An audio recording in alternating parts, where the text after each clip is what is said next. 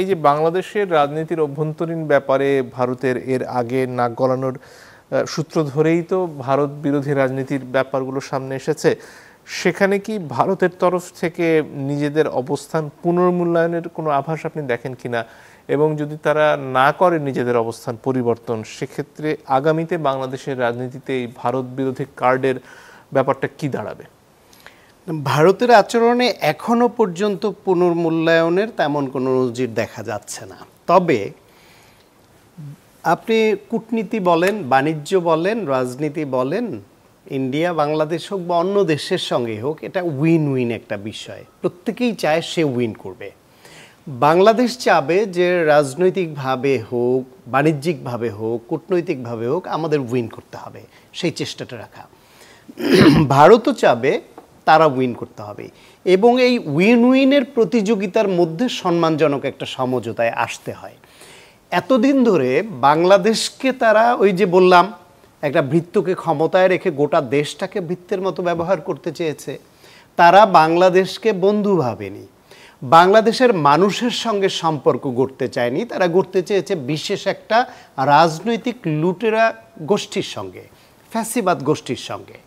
ফলে বাংলাদেশের গণতন্ত্রকামী, মানবাধিকারের পক্ষের, বাক স্বাধীনতার পক্ষের আওয়ামী ফ্যাসিবাদ বিরোধী যে ব্যাপক জনগোষ্ঠী, তাদের রাগটা গিয়ে শুধু আওয়ামী লীগের উপরে পড়েনি, ভারতের উপরে পড়েছে। কারণ ভারত বাংলাদেশে ওই ফ্যাসিবাদকে জিইয়ে রাখতে প্রত্যক্ষ ভূমিকা রেখেছে, এবং বিভিন্ন ক্ষেত্রে ভারতের এমন কোনো ভূমিকা আমরা লক্ষ্য করিনি যেটা দেশ হিসেবে সার্বভৌমত্ব এবং আত্মমর্যাদার বিবেচনায় আমাদের প্রতি তারা ভালো কোনো আচরণ করেছে।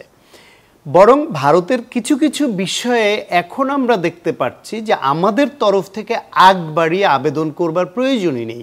আপনি দেখেন, ওরা আমাদের গরু রপ্তানি বাংলাদেশে যখন একটু রেস্ট্রিক্টেড করলো, বাংলাদেশে গরুর উৎপাদন বেড়ে গেছে, গরু পালন কেন্দ্রিক যে অর্থনীতি সেটা চাঙ্গা হয়েছে। আমাদের কোরবানি কি বন্ধ থেকেছে? আমাদের এখানে কি গরুর মাংসের যে পুষ্টি সেটা কমেছে? কমেনি। পেঁয়াজ আমদানি ওরা বন্ধ করে, রপ্তানি বন্ধ করে দিল। আমাদের এখানে কি এই যে রোজার মাস গেল, পেঁয়াজের দাম বাড়তে দেখেছেন, বা কোনো সংকট তৈরি হয়েছে?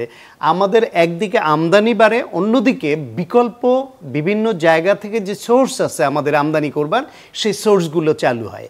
আমাদের এখানে করোনার সময় এই দেশের চিকিৎসকরা এই দেশের হসপিটালে চিকিৎসা দিয়ে দেশের মানুষকে কি সুস্থ রাখবার চেষ্টা করেনি মেডিকেল সেক্টরে? ইন্ডিয়া যত অব্যবস্থাপনা ছিল, সেই তুলনায় বাংলাদেশের অব্যবস্থাপনা ওইরকম বেশি কিছু ছিল না এত সংকটের পরেও। সুতরাং চিকিৎসা ব্যবস্থায়ও যদি ভারতে আমাদের রোগী যাওয়া বন্ধ হয় এইসব রেস্ট্রিকশনের কারণে, আমাদের এখানে মেডিকেল সেক্টর ডেভেলপ করবে। এইরকম প্রত্যেকটা, আমাদের নদী নিয়ে তারা শাসন করছে, আমাদের বর্ডার কিলিং নিয়ে আমাদের শাসন শোষণ করছে, আমাদের সমুদ্র সীমানা নিয়ে তারা আমাদের শাসন শোষণ করছে প্রত্যেকটা সেক্টরে। এমনকি আমার দেশের টেলিভিশন চ্যানেলগুলি নানান রকমের রেস্ট্রিকশন দিয়ে, নানান রকমের শর্তের বেড়াজালে আটকে রাখছে, ভারতে দেখাই যাবে না। অথচ তাদের চ্যানেল আমাদের এইখানে দেখতে দেখতে এমন হচ্ছে আমাদের শিশুরা হিন্দি বলা শিখছে টিভি দেখে দেখে। আমার তো মনে হয় বাংলাদেশের আরও বেশি প্রো বাংলাদেশি হওয়া উচিত, আরও বেশি দেশপ্রেমিক জেনারেশন তৈরি হবে তাতে। ফলে ভারতের কাছে ধর্ণা না দিয়ে আমাদের আত্মমর্যাদা এবং সার্বভৌমত্ব অক্ষুণ্ণ রাখবার যে প্রক্রিয়া, যে প্র্যাকটিস শুরু হয়েছে পরিবর্তিত বাংলাদেশে, এটা অক্ষুণ্ণ রাখা উচিত। ভারত তার সাথেই ন্যায্যতার প্রশ্নে আসবে তার অর্থনীতিকে বাঁচাতে, তার প্রতিবেশীর সঙ্গে সুসম্পর্ক বজায় তার প্রয়োজনও রাখতে হবে। আজকে কলকাতার দিকে তাকান, তাদের ব্যবসা বাণিজ্যের কী অবস্থা, ভারতের ট্যুরিজমের দিকে তাকান, এর প্রভাব তারা বুঝতে পারবে। তাদের ইন্টারনাল রাজনীতির হিসাব নিকাশ আছে হয়তো, যে পশ্চিমবঙ্গে মমতাকে একটা শিক্ষা দিতে চায় কেন্দ্রীয় বিজেপি সরকার। নানান ইকুয়েশনে, তাদের ইকুয়েশনেও তারা তাদেরকে ফেলছে। বাংলাদেশের বিচলিত হবার আমি কোনো কারণ দেখি না, বরং নতুন যে প্র্যাকটিস, নতুন পরিবর্তিত বাংলাদেশে শুরু হয়েছে, যে স্লোগান উঠেছে, সার্বভৌমত্ব, আত্মমর্যাদা অক্ষুণ্ণ রেখে যারা আমাদের সঙ্গে সম্পর্কের হাত বাড়াবে, বন্ধুত্বের হাত বাড়াবে, আমরাও বন্ধুত্বের হাত বাড়াবো। আর কেউ যদি অতীতের মতো দাদাগিরি ফলাতে আসে, একচাটিয়াভাবে শুধু নেবে, আমাদের কিছুই দেবে না, সেই মনোভাব নিয়ে আসে, তাহলে সেই রকম বন্ধু বাংলাদেশ আর চায় না। আমার মনে হয় একটা বাংলাদেশের আলোচনা অবস্থানে ঠিকই বাংলাদেশে আছে। ঘুরে ফিরে হয়, সেটা হচ্ছে যে বাংলাদেশে কেউ ক্ষমতায় আসতে চাইলে তারা ভারতের সাথে হাত মিলিয়ে তাদের আশীর্বাদ নিয়ে ক্ষমতায় আসেন, এবং এই অভিযোগ পাল্টাপাল্টিভাবে বিএনপি আওয়ামী লীগ পরস্পরের দিকে করেছে বিভিন্ন সময়। আজকের বাস্তবতায় রাজনৈতিক দলগুলোর এই ভারতের সাথে হাত মেলানো বা তাদের আশীর্বাদ নিয়ে ক্ষমতায় আসার চেষ্টা করার সম্ভাবনা কতটুকু দেখেন? একদমই নেই। বাংলাদেশ যেহেতু আয়তনের দিক থেকে খুব বড় দেশ না, কিন্তু জনসংখ্যার বিবেচনায় বাংলাদেশ একটা বড় দেশ। এইখানে পোটেনশিয়ালিটি অনেক।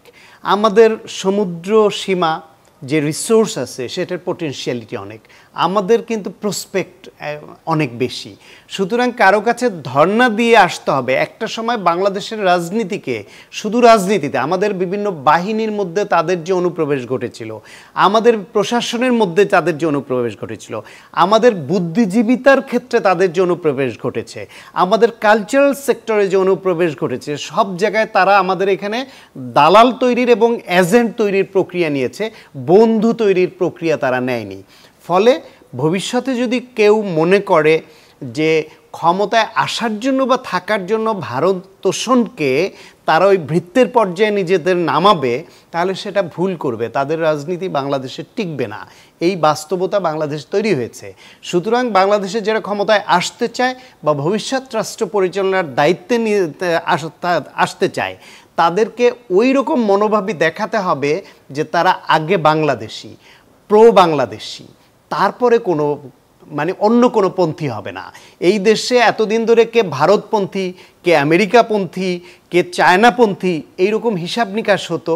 কিন্তু বাংলাদেশের নতুন যে জেনারেশন, সাধারণ মানুষের মধ্যে বাংলাদেশ নিয়ে যে আকাঙ্ক্ষা, সেখানে কিন্তু সবার আগে বাংলাদেশপন্থীদের দেখতে চায়। সুতরাং রাজনীতি করতে হলে, ভবিষ্যৎ বাংলাদেশের রাজনীতিকে ধারণ করতে হলে, মানুষের মনোভাবকে পজিটিভলি ধরে রাখতে হলে প্রত্যেকের আগে বাংলাদেশপন্থী হয়ে উঠতে হবে। অন্য কোনো পন্থী হয়ে দেশে আর সুবিধা করা যাবে না।